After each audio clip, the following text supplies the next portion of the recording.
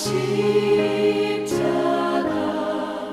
대할 때에 그 일이 고마워 내 얼굴 감히 못 들고 눈물 흘리도다 늘 울어도 눈물로서 못 갚을 줄 알아 몸 밖에 드릴 것 없어 이 몸 바칩니다. 아멘.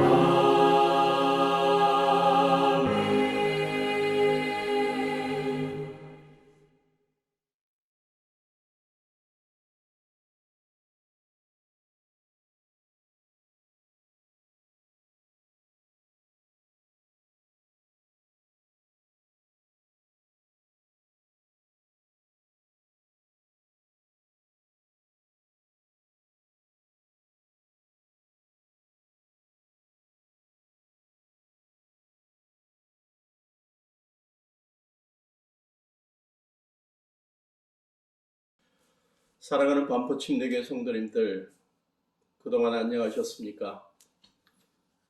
코로나19가 전 세계 사람들의 생명을 위협하고 있는 이때에 하나님께서 우리 성도님들을 눈동자처럼 보호해주셔서 늘 건강하고 또 평안한 가운데 주님의 뜻을 이루어 나가시기를 기도하겠습니다. 전 세계 그리스도인들이 이번 한 주간 예수님의 십자가에서의 고난을 더욱더 깊이 묵상하는 시간으로 갖고 있습니다. 예수님이 십자가에 달리신 이유, 또 예수님의 십자가 사건이 우리와 어떤 관계가 있는지, 또 우리가 앞으로 예수님을 위해 어떻게 살아야 하는지에 대해서 좀 더 깊이 묵상하는 시간들을 갖게 됩니다. 오늘 이 금요일 저녁 예수님의 십자가에 달리신 사건을 다시 생각하는 그 예배 시간에 우리가 함께 예수님께서 십자가상에서 하신 말씀 가운데 가장 중요한 한 말씀을 같이 묵상해 보기를 원합니다. 오늘 본문 요한복음 19장 26절부터 30절에 보면 예수님께서 십자가에 달리셔서 하신 몇 말씀들이 나옵니다. 사실 사복음서에 보면 예수님께서 십자가상에서 일곱 번 말씀하신 것으로 나오는데 그 가운데 몇 번이 오늘 본문 요한복음 19장 26절부터 30절에 소개됩니다. 제가 읽도록 하겠습니다. 예수께서는 자기 어머니와 그 곁에 서 있는 사랑하는 제자를 보시고 어머니에게 어머니, 이 사람이 어머니의 아들입니다 하고 말씀하시고 그 다음에 제자에게는 자, 이분이 내 어머니이시다 라고 말씀하셨다. 그때부터 그 제자는 그를 자기 집으로 모셨다. 예수님께서 십자가에 달려 죽으시면서 요한으로 하여금 예수님의 어머니 마리아를 잘 모시도록 부탁하는 그런 말씀을 하셨습니다. 28절, 그 뒤에 예수께서는 모든 일이 이루어졌음을 아시고 성경 말씀을 이루시려고 목마르다 하고 말씀하셨다. 거기에 신포도주가 가득 담긴 그릇이 있었는데 사람들이 해면을 그 신포도주에 듬뿍 적셔서 우설초대에다가 꿰어 예수의 입에다 대었다. 예수께서 신포도주를 받으시고서 다 이루었다 하고 말씀하신 뒤 머리를 떨어뜨리시고 숨을 거두셨다. 오늘 이 본문에서 예수님께서 하신 말씀 다 이루었다 라는 이 말씀의 의미를 좀 더 깊이 생각해 보고자 합니다. 우리가 잘 알고 있는 르네상스 시대의 미술가, 조각가 미켈란젤로가 있습니다. 그는 수많은 조각 작품들과 또 그림들, 또 특별히 로마 교황청 시스티나 성당 천정의 천지창조를 비롯한 여러 성화, 벽화들을 그린 분으로 알고 있습니다. 그가 수많은 작품들을 완성했습니다. 그런데 그가 가끔 지칠 때마다 방문했던 플로렌스 지방의 한 교회 예배당 옆에 있는 조그만 방에는 미켈란젤로가 쉬러 가서 그곳에서 그렸던 수많은 그림들이 많이 있는데 다 미완성 작품이라고 합니다. 살아가면서 수많은 사람들이 의미 있는 것들을 완성합니다. 그러나 이루지 못하고 미완성인 채 이 세상을 떠나는 경우도 많이 있습니다. 저도 오랜 세월 동안 신학교에서 목회자들을 또 목회자 후보생들을 가르치는 그러한 일을 해나가면서 늘 마음속에 목회자들과 신학도들을 위해서 좋은 책을 많이 남겨야 되겠다라는 생각을 갖고 있었고 또 열심히 책을 쓴다고 썼지만 되돌아보면 이룬 것보다 이루지 못한 것들이 훨씬 많은 것 같습니다. 또 저는 살아오면서 배우고 싶은 것들이 많았습니다. 또 하고 싶은 것들도 많이 있었습니다. 그 가운데 피아노, 클래식, 기타 연주, 또 성악 이런 것들을 배우고 싶었습니다. 그러나 몇 번 시도는 했지만 완성하지는 못했습니다. 또 가끔 TV에서 번지 점프가 나오면 꼭 한번 이루어보고 싶다, 한번 해보고 싶다라는 생각을 했지만 아직도 이루지는 못했습니다. 우리가 생각하고 있는 것들, 우리가 이루고 싶어하는 것들, 어떤 것들은 이루고 또 기뻐하지만 어떤 것들은 이루지 못하고 또 아쉬워하기도 합니다만 어떤 것은 이루지 않아도 꼭 후회할 이유가 없는 것들도 많이 있습니다. 우리가 뭔가를 성취함으로 말미암아 이웃들과 사회에 국가에 기여하는 것들도 있지만 전혀 상관없는 것들도 많이 있습니다. 제가 번지 점프를 해서 제가 하고 싶은 것들 가운데 하나를 이루었다고 해서 그게 이웃들에게 기여하는 게 전혀 아닙니다. 그래서 우리가 하는 일이 완성되어서 좋은 일도 있지만 또 미완성이라고 해서 그렇게 슬퍼하거나 후회하지 않아도 되는 일들도 많이 있습니다. 그런데 우리 주 예수님께서 이 땅에 오셔서 하나님께서 맡겨주신 사명을 다 이루시는 것과 또 그렇지 못한 것은 너무나 큰 결과를 초래하게 됩니다. 그런데 중요한 것은 오늘 성경 본문에 보면 예수님께서 십자가에 달려 고통당하시고 죽으시면서 그 가운데 다 이루었다라는 말씀을 하시면서 죽으셨다는 것입니다. 예수님께서 하신 이 말씀의 의미가 무엇일까 생각해 볼 필요가 있습니다. 무엇을 이루었단 말인가 하는 것입니다. 예수님은 이 땅에 육체를 입고 오셔서 공생애를 시작하셔서 수많은 사람들 앞에서 늘 되풀이하면서 하신 말씀이 있습니다. 가장 잘 집약되어서 소개되는 게 마태복음 20장 28절, 마가복음 10장 45절입니다. 인자는 섬김을 받으러 온 것이 아니라 섬기러 왔으며 많은 사람을 구원하기 위해 치를 몸값으로 자기 목숨을 내주러 왔다. 예수님께서는 이 땅에 오셔서 3년간 많은 제자들과 또 성도들을 위해서 하늘나라의 교훈들을 가르치시고 또 수많은 죄인들 앞에서 자기 자신이 수많은 죄인들을 대신해서 대속물이 되고 몸값을 치러주게 될 것이라고 예언하셨습니다.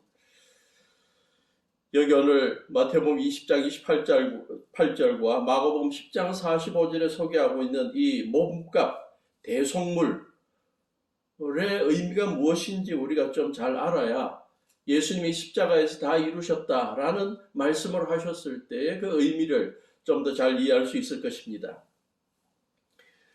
대속물의 의미, 몸값의 의미를 좀 더 잘 이해하기 위해서 우리는 구약의 율법에 나오는 교훈들을 좀 알 필요가 있는데요.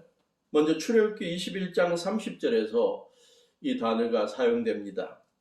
거기에서는 배상금이라는 표현으로 사용됩니다.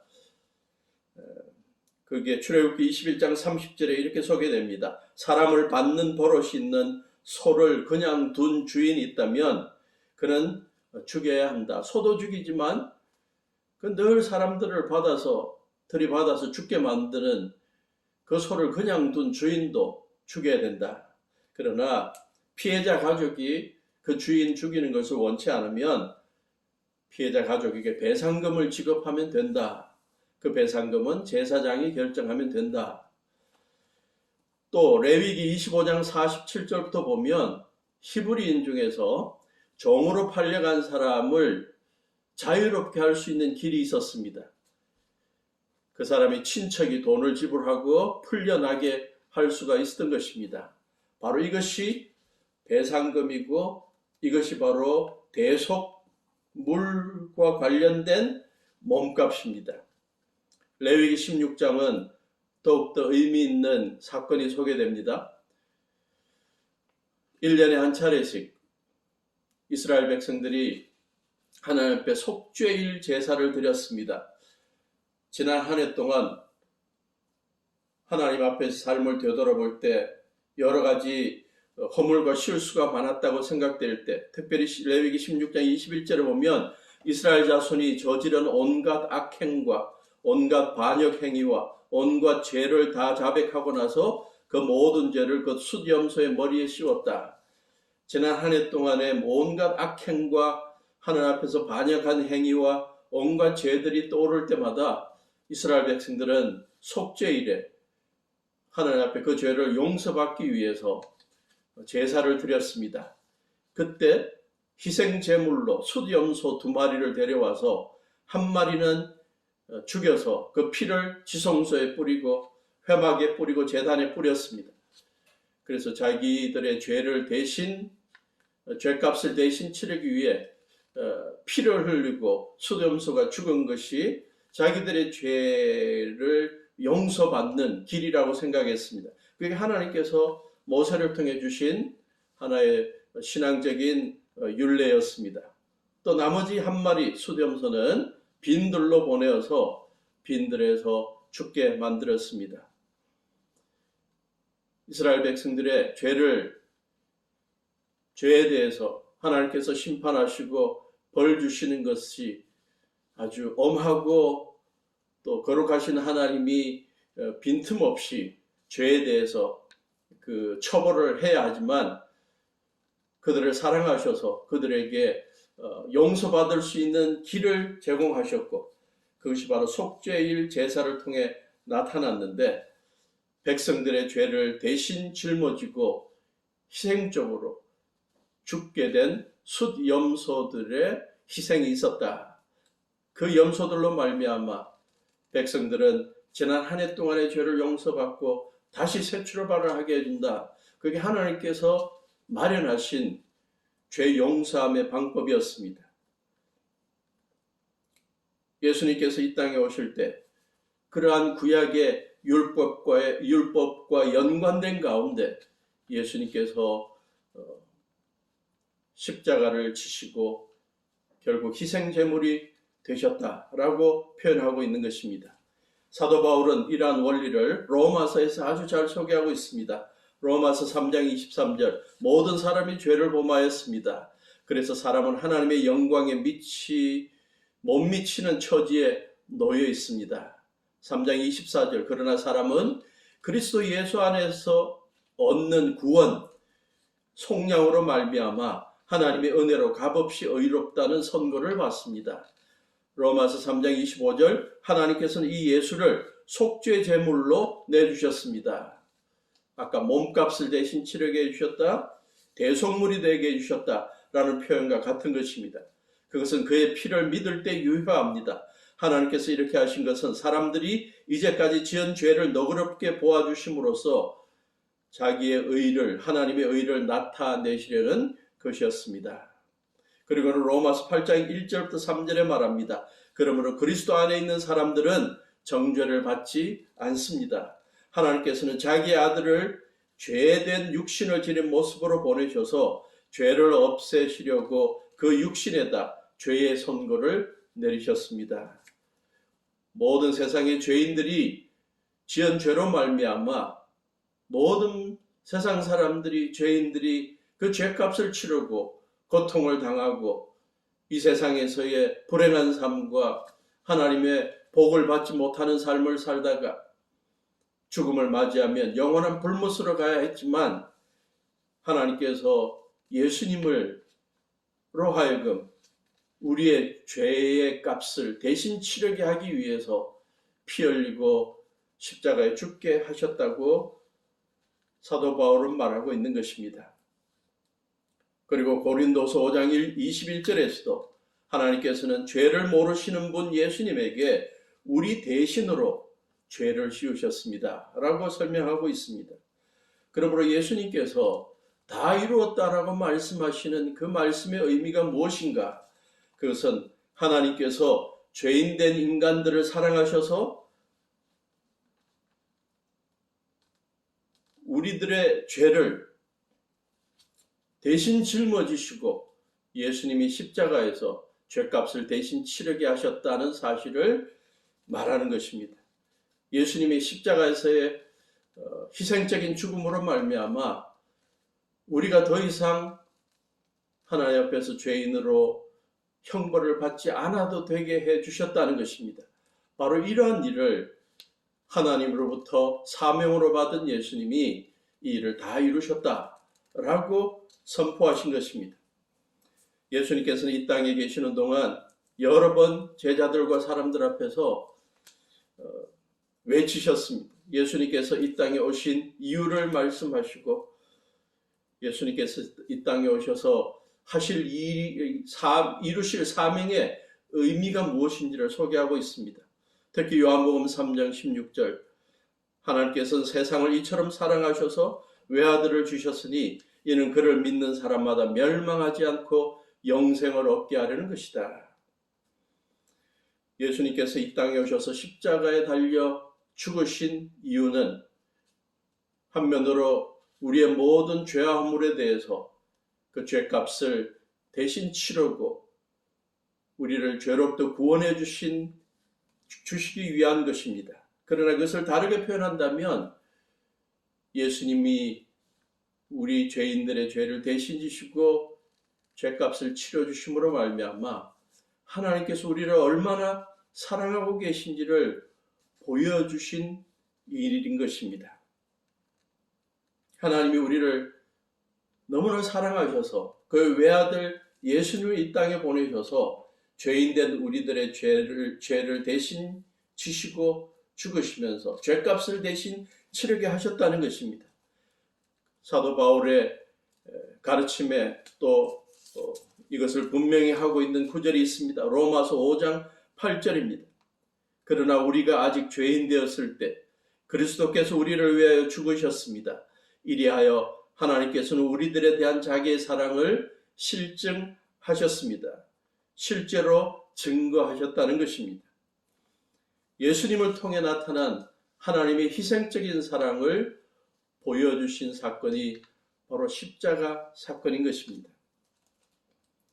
설교를 준비하다 보니 이 세상에서 있었던 희생적인 사랑의 사건들, 감동적인 사건들이 많이 있었습니다. 그 가운데 두 가지만 소개하기를 원합니다.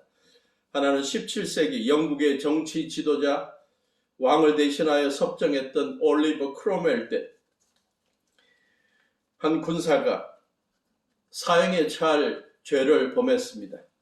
그래서 이 올리버 크롬웰이 명령을 합니다.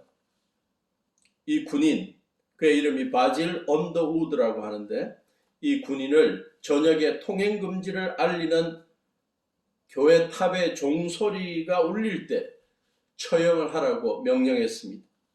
그런데 이 바질 언더우드를 너무나 사랑했던 약혼녀 베시가 있었습니다. 크로멜에게 가서 그 약혼남을 살려달라고, 약혼자를 살려달라고 호소합니다. 그래도 소용이 없습니다. 그러자 그는 교회 탑 꼭대기로 올라가서 교회 종소리가 나지 않도록, 저녁 통행금지를 알리는 교회 종소리가 나지 않도록 교회 종의 추에 자기 몸을 묶습니다. 그래서 밑에서 종을 치기 위해서 줄을 움직이고 흔드는 그 사람이 흔들 때 이 추가 종에 닿지 않도록 결국 자기 몸으로 그 종소리를 막아낸 것입니다. 종치는 사람이 종이 울리지 않는, 종소리가 나지 않는 이유를 알아보기 위해서 탑 꼭대기에 올라가 보았더니 그 군인의 약혼녀 베스가 이 종의 추에 자기 몸을 묶어서 자기 몸에 여러 부분이 상처가 나 있고 피범벅이 된 것을 알게 되었습니다. 자기의 약혼자를 살리기 위해서 자기 몸을 희생하면서까지, 피 흘리면서까지 그는 약혼남의 생명을 구하기 위해 자기를 희생한 것입니다. 이 약혼녀의 희생적인 사랑에 감동한 크로멜이 결국 그 사형당하게 되는 군인을 사면해 주었다고 합니다. 또 하나의 희생적인 사랑의 이야기가 있습니다. 2차 대전 당시 아우슈비츠 수용소에 감금되어 있었던 폴란드인 신부, 콜베 신부라고 있었다고 합니다. 아우슈비츠 수용소에서는 한 사람이 탈주를 하다가 잡히면 아무 상관없는 10명의 감금된 자들이 굶어 죽게 만드는 그러한 벌칙을 만들었다고 합니다. 한 사람이 탈주를 했습니다. 그래서 잡혔습니다. 그래서 10명이 무작위로 잡혀 굶어 죽게 됩니다. 그 중에 한 명이 자기에게 처자식이 있어서 그들을 지켜야 한다고 자기를 살려달라고 울부짖습니다. 그것을 옆에서 보고 있던 콜베 신부가 그를 불쌍히 여겨서 자기가 대신 아싸라는 감옥에 들어가서 죽겠다고 자원합니다. 다른 감옥에 갇혀있던 사람들은 굶어서 죽어가는데 이 콜베 신부는 17일간이나 살아 있었습니다. 그래서 마지막에 나치 병사들이 약물 주사를 주입해서 그를 죽였다고 전해지고 있습니다. 사랑하는 사람들, 또 주위에 불쌍한 사람들을 위해서 희생적인 죽음을 죽은 자들의 이야기는 항상 감동입니다. 그런데 우리들에게는 더 큰 감동의 이야기가 있습니다. 우리들에게도 우리를 너무나 사랑하셔서 외아들 예수님을 이 땅에 보내주시고 우리를 대신하여 우리의 죗값을 대신 치르고 죽게 하신 하나님이 계십니다. 그리고 이 하나님 아버지의 뜻을 순종하기 위해 십자가에 달려 극한 고통을 당하시고 죽기까지 하신 우리의 예수님이 계십니다. 그 예수님이 십자가에 달려 이렇게 외치셨습니다. 다 이루었다. 헬라말로 테텔레스타이라고 하는데 이것은 그리스 사람들이 흔히 사용하는 말이라고 합니다. 일상생활에서 물건을 주고받을 때, 물건을 사고 값을 지불할 때 사용하는 말이라 그럽니다. 내가 값을 지불해서 이제 이것은 내 것입니다. 주님께서 십자가에서 모든 인류, 죄인들의 죄의 형벌을 예수님 자신의 죽음으로 대신 지불하시고 외치셨습니다.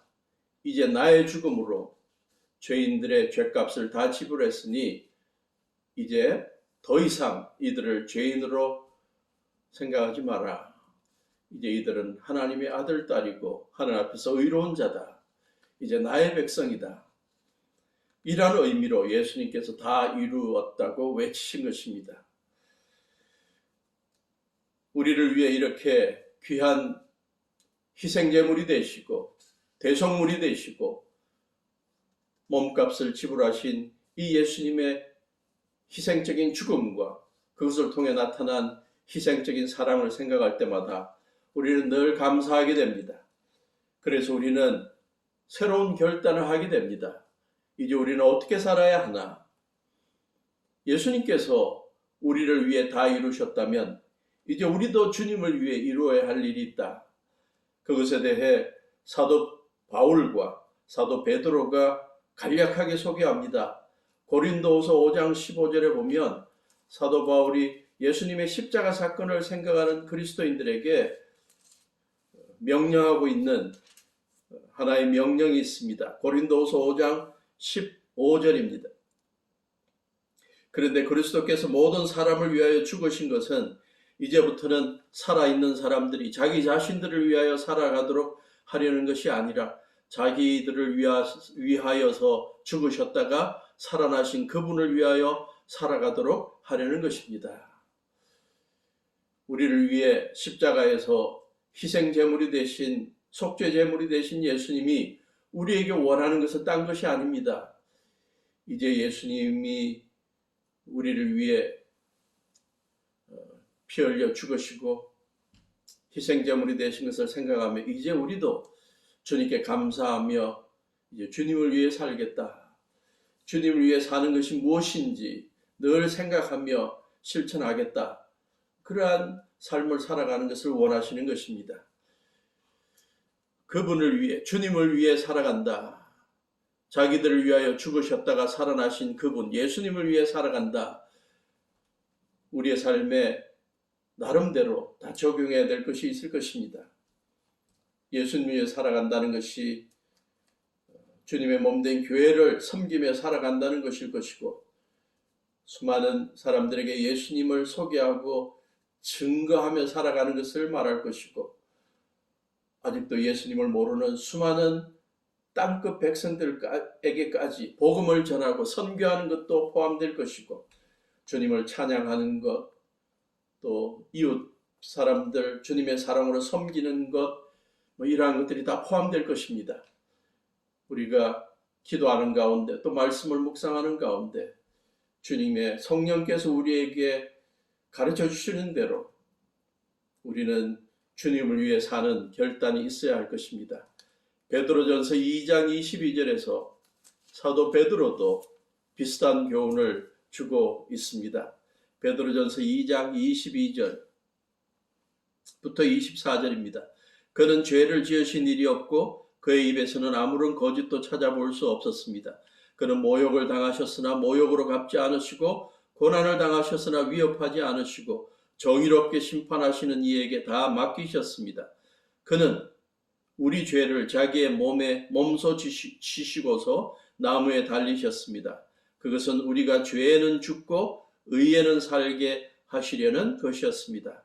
그가 매를 맞아 상함으로 여러분이 나음을 얻었습니다. 베드로는 말합니다. 우리는 이제 죄를 짓는 일, 유혹의 일이 닥칠 때는 우리가 이미 죽은 사람이다. 우리도 십자가에, 예수님의 십자가에 같이 달려 죽었다라고 간주하라는 것이죠. 그리고 의에는 살게 하시려는 것이다. 하나님의 의를 드러내고 하나님께 기쁨이 되는 일, 예수님께 기쁨이 되는 일을 위해서는, 하나님의 나라를 확장하는 일을 위해서는 살아가라. 그것을 위해 예수님께 십자가에 달리셨다고 베드로는 말하고 있습니다. 이 고난주간 우리가 기도하는 가운데, 말씀을 묵상하는 가운데 하나님의 의를 위해서, 예수님께 영광을 돌리는 일을 위해서, 예수님께 기쁨이 되는 일을 위해서, 예수님께 감사하는 의미에서 우리가 할 일이 무엇인지를 찾아서 실행하는 우리가 되면 좋겠습니다. 우리 온 성도님들 그렇게 살아갈 수 있기를 주님의 이름으로 축원합니다.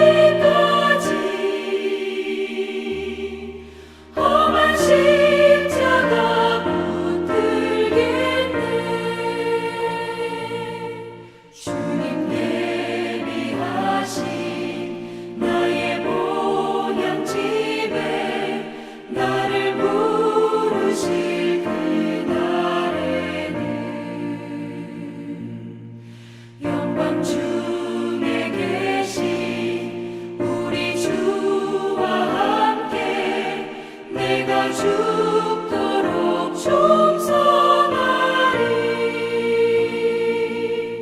최후 승리를 얻기까지 주의 십자가 사랑하리. 빛난 멸류관 받기까지 험한 십자가 붙들겠네.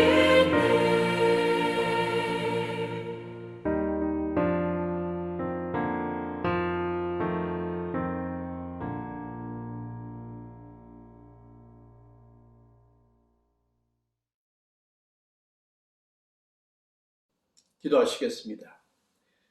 이제는 우리 주 예수 그리스도의 무한하신 은혜와 아버지 하나님의 지극하신 사랑하심과 성령님의 동행하심이 고난주간을 맞아 예수님의 십자가의 의미를 다시 한번 생각하며 특별히 예수님의 다 이루었다는 말씀의 의미를 더 깊이 생각하고 이제는 주님 앞에 감사하며 희생제물이 되신 주님 앞에 감사하며 이제는 주님의 의를 위해 주님을 위해 살아가기를 다짐하는 온 성도들 위해 지금부터 영원토록 함께 하시기를 예수님의 이름으로 간절히 축원하옵나이다. 아멘.